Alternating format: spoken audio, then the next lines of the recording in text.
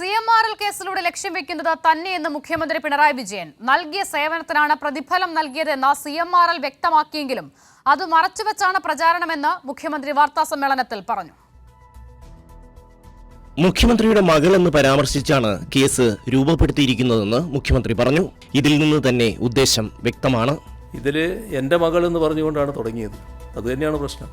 ലക്ഷ്യം എന്താണെന്ന് പാർട്ടി കൃത്യമായി തിരിച്ചറിഞ്ഞിട്ടുണ്ട്.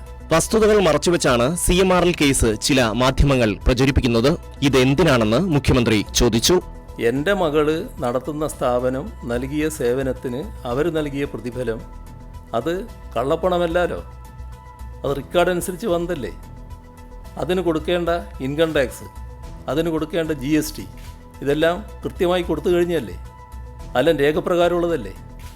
നിങ്ങളാരെങ്കിലും അത് കാണുന്നുണ്ടോ? നിങ്ങളാരെങ്കിലും എന്നല്ല, നിങ്ങൾ കാണുന്നുണ്ടോ? അത് മറച്ചു വെച്ചുകൊണ്ടല്ലേ കാര്യങ്ങളൊക്കെ പറയുന്നത്. ഏതെങ്കിലും പുതിയ കണ്ടെത്തലുകൾ ഇതിൻ്റെ ഭാഗമായിട്ടുണ്ടോ? അത് വെച്ചുകൊണ്ട് നിങ്ങൾ നൽകാത്ത സേവനത്തിനാണ് പ്രതിഫലം എന്ന് പറഞ്ഞുകൊണ്ടാണല്ലോ പ്രശ്നങ്ങൾ ആരംഭിക്കുന്നത്.